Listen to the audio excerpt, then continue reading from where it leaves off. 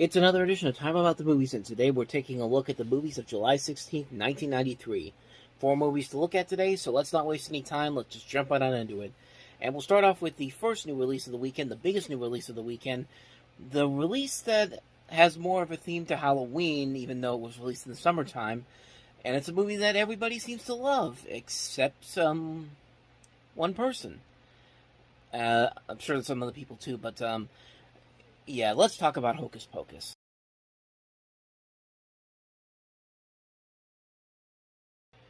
So this movie has gained somewhat of a following, and a following on the same levels as something like A Christmas Story that has done over the last couple of years, or something like Christmas Vacation or Elf, where it's become part of the Halloween zeitgeist. It's something that everybody has to watch.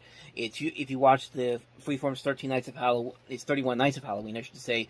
It's on every single day for most of the time. It was actually on ABC this year in particular, largely because of the sequel that came out on Disney Plus.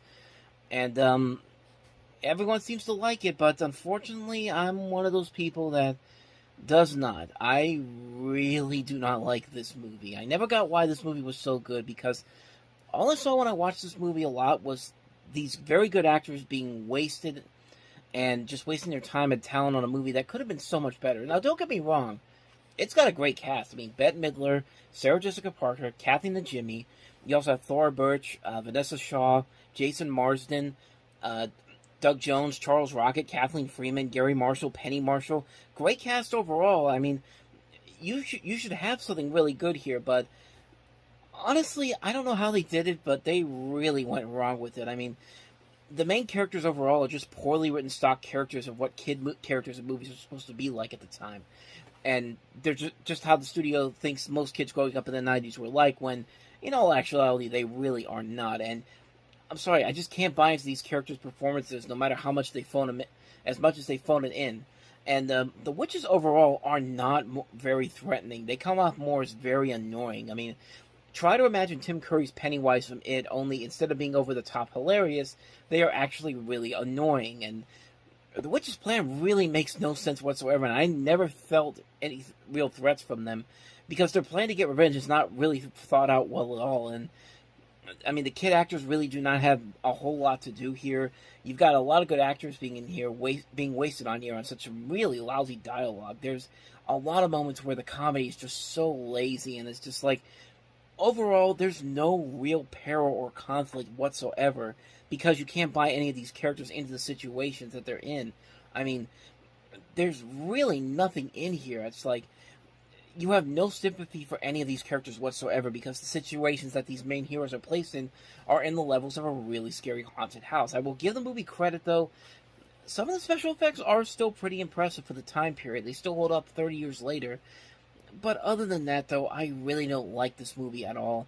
And the only reason I think a lot of people do like it is because of the nostalgia factor, and the fact that I'll be less harsh on it because I have bad movies that I like because of nostalgic flavor.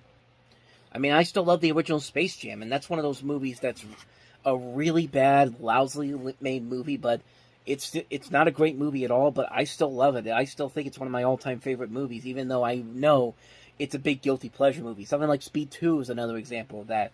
So in that case, maybe I could kind of understand why people found this movie appealing.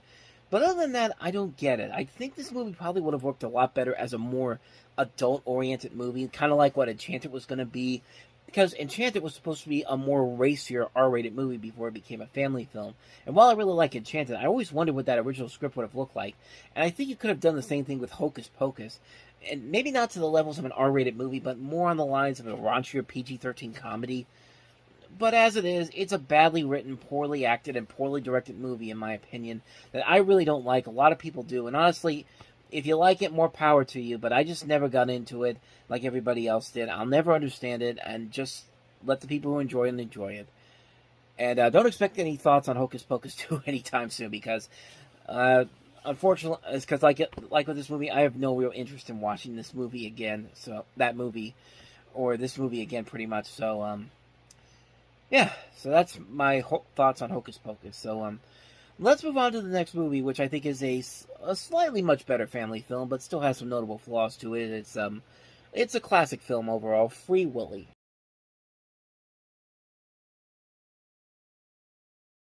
And then the whale fell on top of the kid. Willie didn't make it, and he crushed the little boy too.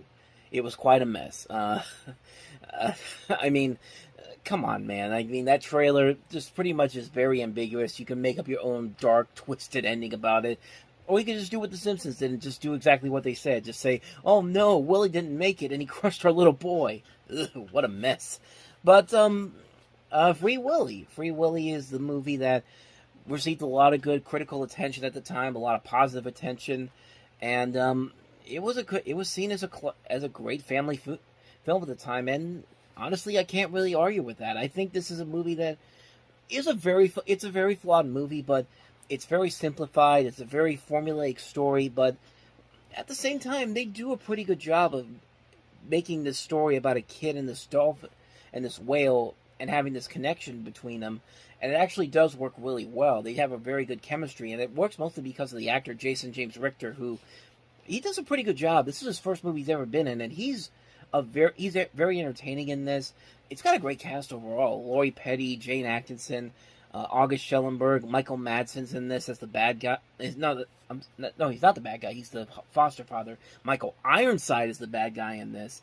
You also have the grandfather from Grounded for Life, Mickey Wilson. Daniel Harris from the Halloween movies is in this as well. And it is just a nice little story. It's a nice little story about this kid who's trying to save this whale who's stuck in this theme park, and the goal is to essentially free him out into the open. And it's an overall really enjoyable film. It's a nice, solid film. It doesn't really have to do too much to really get the message out there or get its story out there. It does just enough to entertain a lot of people, and it's really enjoyable. Plus, I think, let's be honest, the movie really did well because of the soundtrack by Michael Jackson. Of course, Michael Jackson was heavily involved in the soundtrack for this, mostly with the song "Will You Be There," which is a really damn catchy song. If you ever listen to it, it's a great song overall. There's even another one that actually remixes one of Jackson's songs, "Human Nature," called "Right Here," which is another good song off the soundtrack. The soundtrack overall is very, very good. It's a very solid soundtrack, and this is a very solid movie all around. It's a movie that I keep going back to, and I really do find myself really enjoying it every time I watch it. The sequels, that's a whole nother story altogether. In fact, wait till you hear what I have to say about Free Willy 2, because that movie holds a very special place in my heart, probably for not the reasons that you think it does. But we'll get to that one when we get to 1995. But bottom line, Free Willy is a pretty damn good movie. If you haven't seen it, definitely check it out. You might be pleasantly surprised by it. So with that said, let's move on to the next movie, and that is Roadsholler.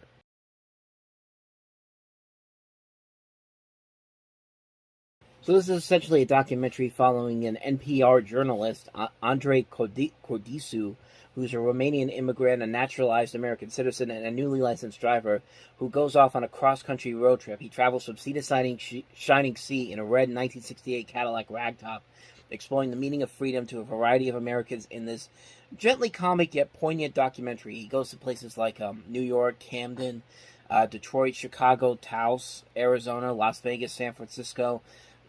That's pretty much all I got for you on this one, because I have not seen this movie, and I honestly didn't know too much about it. But I mean, it's a road trip documentary, and won some Peabody Award, so at least it's got to be worth something. So I wish I had some more for you, but honestly, that's pretty much all I know about it. But it definitely could be good. It definitely could be very interesting to see.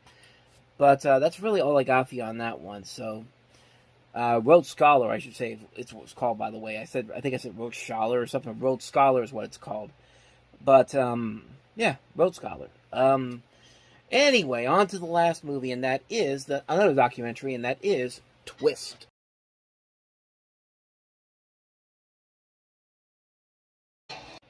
So The Twist is a documentary talking about the twist dance craze of the 1960s, exploring the creative, social, and political context in which it was created and embraced by the public. And it's basically a documentary about the song made popular by Chubby Checker. I mean, that's a song that everyone remembers. It's in the trailer.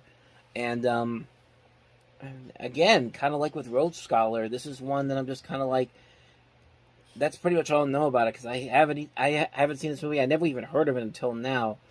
But I don't know. I don't know. I didn't think there was a whole lot you could really do with this, but who knows? Maybe there actually is a lot there to take from this song. All I remember about the song is that I used to listen to it all the time when I was little, and you could still listen to it nowadays and still really get into it. It's a great song, catchy beat, and yeah, I kind of wish I had some more for you, but that's pretty much all I know about this movie. So yeah, that's the twist for you. And so on that note, we wrap up another edition of Time About the Movies. Next time we meet, we got 3 more movies to look at, including John Singleton's follow-up to Boys in the Hood, Janet Jackson and Tupac Shakur in Poetic Justice. We also have the latest Saturday Night Live skit to become a motion picture, Dan Aykroyd and Jane Curtin in Coneheads, and the sequel that I guess some people were waiting for, another Stakeout with Emilio Estevez, Richard Dreyfuss, and Rosie O'Donnell added into the mix.